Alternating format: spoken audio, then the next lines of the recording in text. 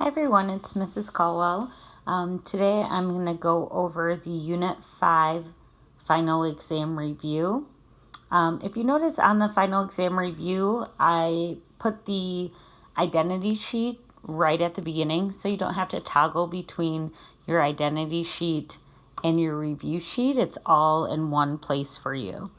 So again, Chapter 5 was all about trigonometric identities. We also did some solving with trig functions as well. So we're going to start with number 1 here. It says given tangent of theta is 2 over 9 and sine of theta is less than 0. Find the values of the other 5 trig functions. Okay, so when we do this, we want to actually draw a picture here. So remember, tangent is positive in quadrants 1 and quadrants 3. Sine is negative in quadrants 3 and 4, so they overlap in quadrant 3. Okay, so that's where I'm going to draw my triangle. Oops. Here's theta, here's my right angle. Okay, so I know tangent is opposite over adjacent, so 2 over 9. However, since we're in this third quadrant, we have to remember that both x and y are actually negative. So that's actually a negative 2 over negative 9. When we do Pythagorean theorem to solve for this missing hypotenuse, we get negative 2 squared plus negative 9 squared is 81. We end up getting, 85. So we end up getting radical 85. So our sine is opposite over hypotenuse.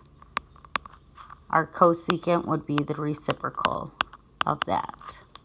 Our cosine adjacent over hypotenuse. Secant would be the reciprocal of that.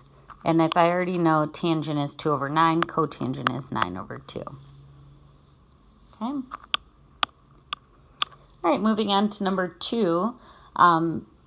This one looks really complicated because I have pi over 2 minus x. What does that mean? Well, if we look at our identity sheet, this whole thing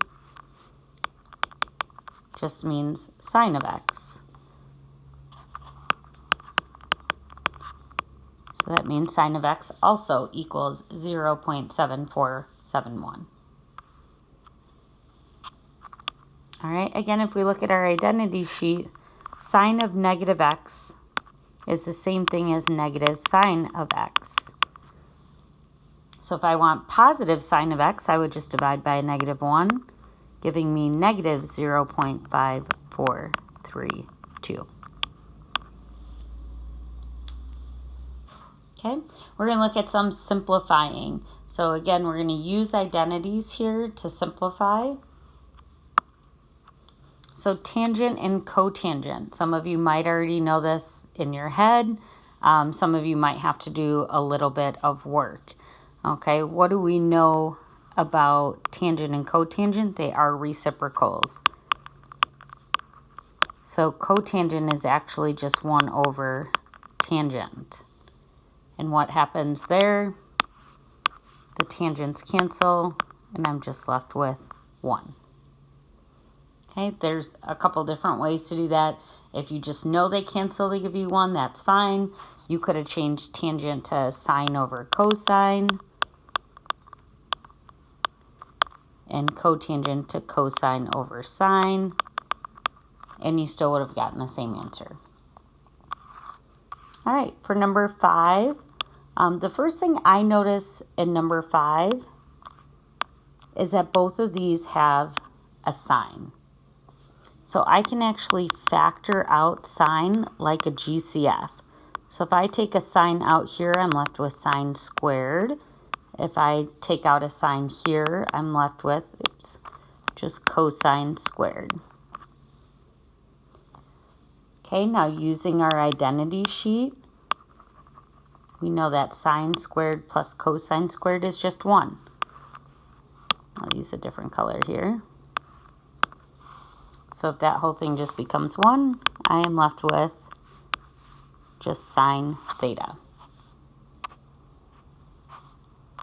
Okay. All right, moving on to number 6.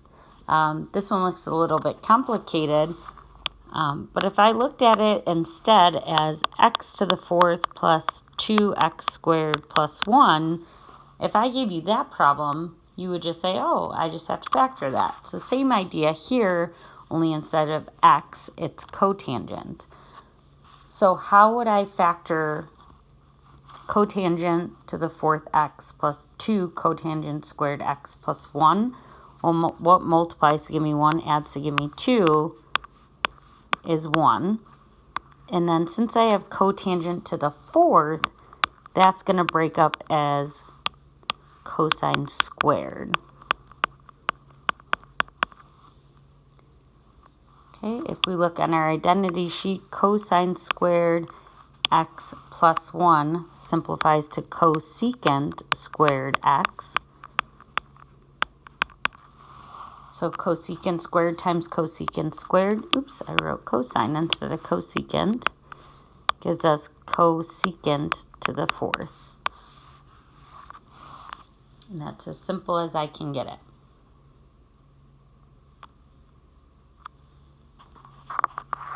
Okay, for number 7, similar idea. If this was just x to the 4th plus x squared minus 12, how would that simplify?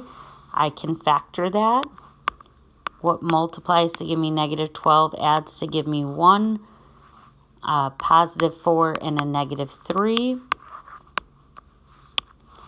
And since this is cosine to the 4th, that's going to be cosine, squared, cosine squared. If I look at both of those, neither of those are identities, so that's as much as I can do, is factor it. All right. Number 8 looks like something we would want to factor. However, I have a cosine and a sine. So since they're not the same thing, I can't just hurry up and factor it. Okay, so I want to change one to become the other. Well, if I look at this here, I can't make just cosine become sine. But I can make sine squared become something with cosine. So if we look at our identity sheet, sine squared can change to 1 minus cosine squared x. So I'm substituting 1 minus cosine squared x for sine squared x because I want just cosines in this problem. Then I can simplify. Okay, so I'm going to put the negative cosine squared x minus 5 cosine x minus 6. And then I'm going to actually factor out that negative.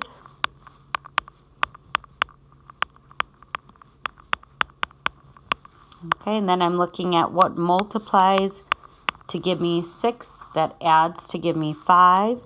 That's 3 and 2. Since that's just cosine squared, it's just cosine and cosine.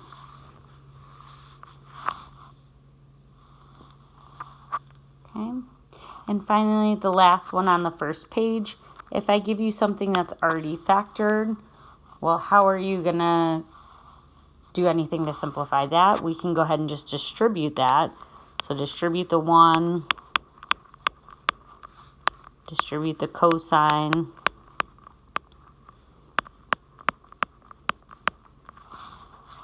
okay, these middle ones cancel out.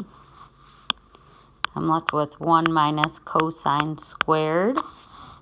Okay, if we go back to our identity sheet, that is an identity. 1 minus cosine squared is sine squared. Okay. All right, that's the end of the first page, so go ahead and start the next video for the second page.